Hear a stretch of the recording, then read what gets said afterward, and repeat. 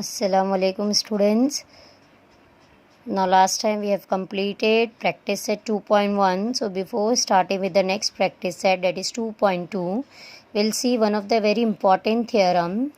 Most of the time the statement of this theorem we have used as a property. Now we're going to prove this theorem, property as a theorem. Now see what is the statement of the theorem. The sum of measures of all angles of a triangle is 180 degree. Okay, so now we'll read the statement again to find out the words which will help us to draw the figure. So here we have to take the sum, that means addition of measures of all angles.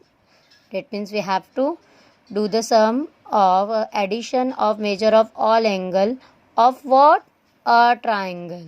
So now we have got the information that we have to draw here triangle. And how many triangle? A triangle means we have to take only one triangle. So see the figure. Here I have taken one of a triangle, that is triangle ABC. Now first of all you just concentrate on the triangle ABC only, because in this statement only one triangle is given to us, so we have taken any one triangle, that is ABC. Now don't look about this line. This line extra part I have done, which is not given in the statement. So already I have explained you, whatever we are drawing in the figure which is not given in the statement, this is called as construction. Okay, so about this line PQ I will explain in the step of construction. So only we have to concentrate on triangle ABC. So I have taken only one triangle. ABC is any of the triangle, because about the triangle nothing is given here. Okay, so we will take the given that triangle ABC is any triangle. Now after given we have to write here to prove. So for to prove each and every word we will use, so we have to take sum. Sum means addition. Measures of all angles of a triangle. Obviously we know that in a triangle three angles are there, that is angle A, angle B and angle C. First of all I will take angle A. So how to read angle A by 3 points? So A should come in middle. So I will start reading it from B. So angle B, A, C. Then I have to read angle B. So B should come in middle. So I will start reading it from A. So A, B, C. Then we have to take angle C. So C should come in middle. So we will start reading it from A. So angle A, C, B. So in this way all the three angles we have to take. Then we have to take the sum of all the three angles and we have to show that it is 180 degree. That means addition of all the three angle is 180 degree. So I have written here all the three angle and we have to prove that it is equal to 180 degree. Now I have explained you earlier also that this PQ I have taken extra. So what I will write this statement for construction. Draw line PQ parallel to side BC. See here I have taken line PQ in such a way that it is parallel to side BC, passing through the point A, and this line is also passing through the point A of the triangle ABC, and 3 points are collinear. Which 3 point? P, A, Q. So in such a way that P dash, A dash, Q, this is nothing but the collinear. This is showing the betweenness or the collinear. Okay, so we have to write the statement of the construction. Listen here carefully what the statement will come for construction. Draw line PQ parallel to side BC passing through the point A such that P dash, A dash, Q. Again I am repeating. Draw line PQ parallel to side BC passing through the point A such that P dash, A dash, Q. So now see what I have taken in the construction. Same statement. Draw line PQ parallel to side BC passing through the point A such that P dash, A dash, Q. Okay, so in this way we have completed our construction. After construction, very important step, that is proof will come. Now first of all I will explain you in the figure only, which I am going to write in proof. So I will take this line PQ. So I will take here, this is the line PQ. So I am taking here point P, I am taking here point Q, and here side BC is there. So I am taking here side BC, which is parallel to PQ.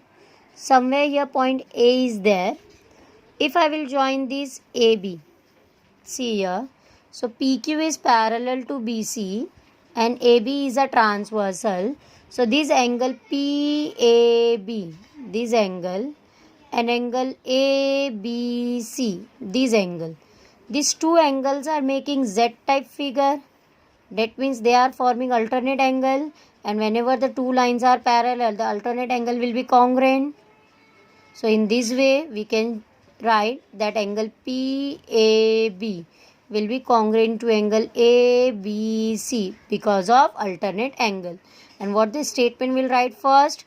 That line PQ is parallel to side BC and AB is a transversal.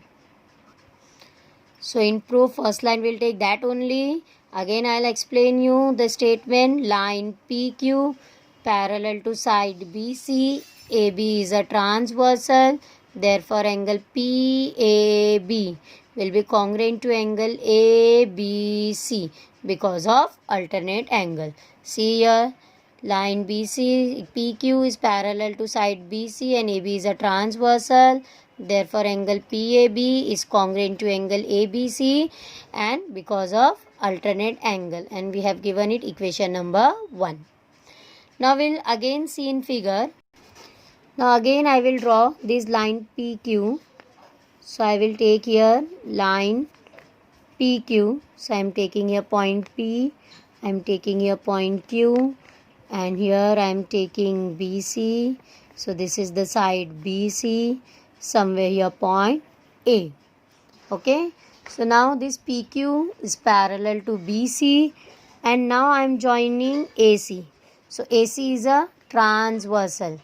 Line PQ parallel to side BC, AC is a transversal. Therefore angle QAC, this angle, and angle ACB, this angle. These two angles are making Z-type figure. So they are nothing but alternate angle. So if the lines are parallel, then the alternate angle will be congruent. So first of all, we'll write this statement that line PQ parallel to side BC and AC is a transversal. So PQ is parallel to side BC and AC is a transversal. Therefore angle QAC is congruent to angle ACB. So angle QAC is congruent to angle ACB. Again by alternate angle, and we have given it equation number 1. After getting equation number, we have given it equation number 2. Now after getting these two equation 1 and 2, now what we will do, we are going to add these two equation. Now whenever we are adding the equation, means the left hand side will add with left hand side and the right hand side will get added with right hand side. So PAB plus QAC is equal to ABC plus ACB. So we will adding equation 1 and 2. So PAB plus QAC and ABC plus ACB, and we have given it equation number 3. Now we'll see our 2 proof. So see our 2 proof. We want here BAC, ABC, ACB. So out of this 3 angle, we got ABC and ACB. That means this ABC we got and this ACB we got. Only this BAC we want. Okay, so here angle BAC is not there. We want here angle BAC, and in addition we want here. So only one side we can't add anything. Whatever we are adding, we have to add on both the side. So we will add angle BAC on both the side. So we will write here adding angle BAC on both the side of equation number 3. So we are going to add here also in left hand side, and we are going to add in right hand side. So we have added here. So after adding, we have got this only. Now we have to concentrate on this left hand side. First angle PAB. See here, angle PAB, this angle. Then second is angle BAC, angle BAC, this angle. Then Third is angle QAC. QAC, this angle. Now, whenever we'll combine all these three angles, they are making line PQ straight line. That means all these three angles are linear pair. Because the combination of all these three angles are making a straight line. So, all these three angles are in linear pair.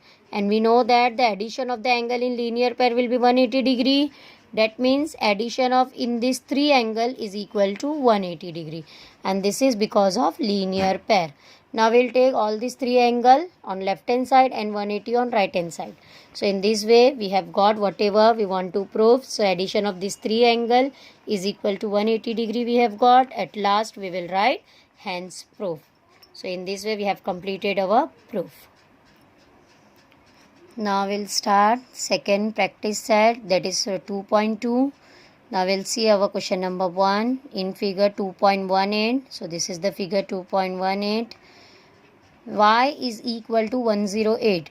The value of this angle Y is 108 and X is 71. The value of this X is 71.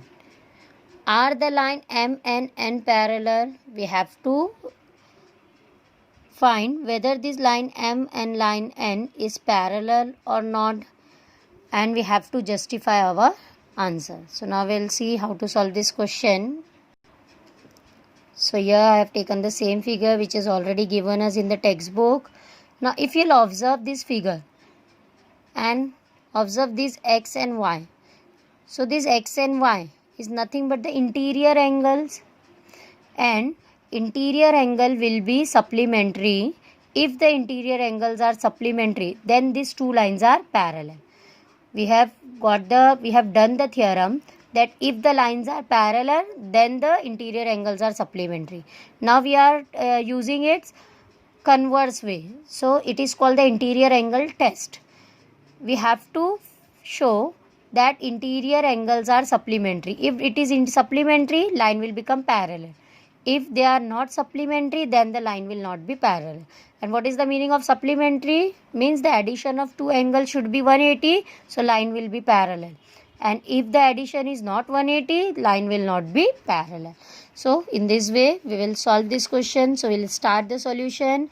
First of all we will write angle X and Y are interior angle. So we have taken that only, that angle X and angle Y are interior angle. Now we are going to use their values. Y is 108 and X is 71. So in this way we are adding the value of angle X and Y. So X is 71, Y is 108. So 71 plus 108 is nothing but 179, which is not equal to 180 degree. That means angle X and Y are not supplementary. So since the interior angles are not supplementary, I explained you earlier only, if they are not supplementary means the line will not be parallel. So we'll write line M is not parallel. So they are not parallel, therefore I have cut the sign of parallel. So line M not parallel to line N, and here the reason will be interior angle test. So in this way we have completed our question number 1. Now we'll start our question number 2 in figure 2.19. So this is the figure for second question. If A is congruent to angle B, if angle A and angle B, these two angles are congruent, then prove that line L is parallel to line M. Then we have to prove that these two lines are parallel. So now we'll see how to prove this. First of all, I have taken the same figure which is already given us in the textbook. Now it is given the question of prove that. So whenever the question is of prove that, we will solve it like a theorem. That means all the step of theorem will write. So after figure we will write given. What is given? That angle A is congruent to angle B. It is given. After given we have to write to prove. What we want to prove? That line L is parallel to line M. So we will write to prove that line L is parallel to line M. Now after to prove or the proof that, both are same. Now we'll start our proof, and in the first line of proof we will write the given, that is angle A is congruent to angle B. So I will take angle A is congruent to angle B, which is already given to us, and I have taken it equation number 1. Now I will take here angle C. Now if you will observe the figure carefully, angle A and angle C are vertically opposite angle. So we can say that angle A is congruent to angle C. So we will write angle A is congruent to angle C because of vertically opposite angle, and I have given it equation number 2. Now if we will compare equation 1 and 2, this is left hand side and this is right hand side. So both are having the same left hand side angle A, angle A. So if two equation is having left hand side equal, then the right hand side will also equal. So from equation 1 and 2 we can write that angle B is congruent to angle C. Now in figure, see which type of angle B and C? They are nothing but corresponding angle.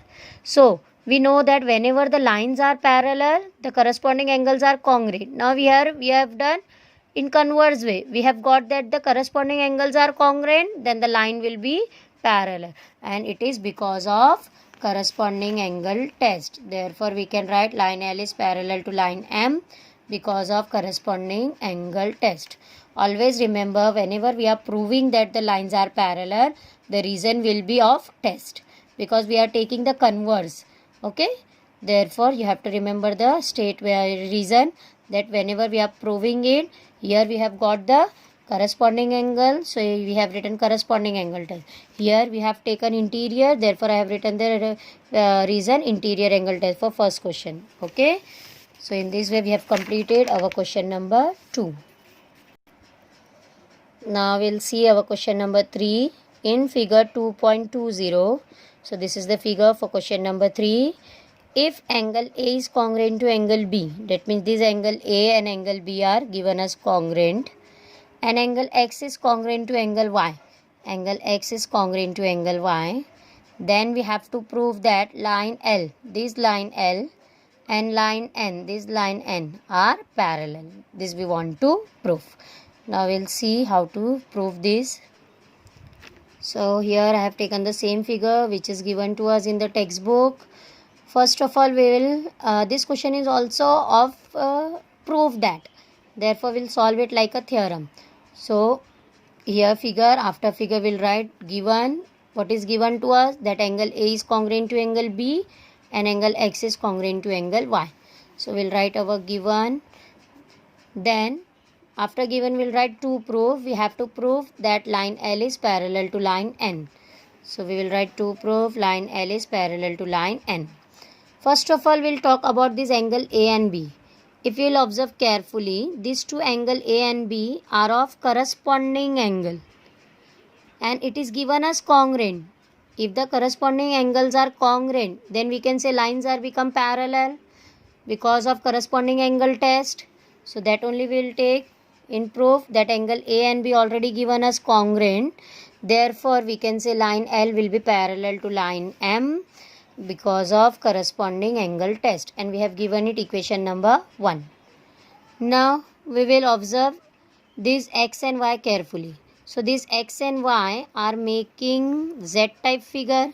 Whenever the angles are making Z type figure, they are nothing but alternate angle, and these alternate angles are given as congruent. So if the alternate angles are congruent, these two lines will become parallel. So we can write that X is congruent to Y, therefore line M will be parallel to line N because of alternate angle test. So see, X is congruent to Y, it is given, therefore line M is parallel to line N by alternate angle test. Now we have given it equation 2. Now we'll combine equation 1 and 2. First L is parallel to M, then M is parallel to N. So we'll combine both. So from equation 1 and 2, line L is parallel to M. This much is from equation number 1. But equation 2 is M is parallel to N. So I have continued here also, here only. So all these three lines are become parallel. So first one is parallel to second, second is parallel to third. In this way, first will also parallel to third. So we can write line L is parallel to line N.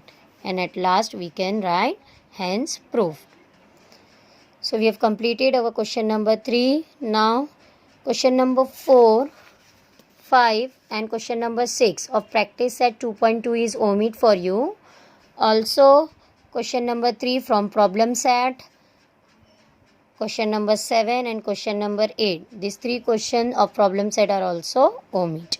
So we have completed our chapter number 2.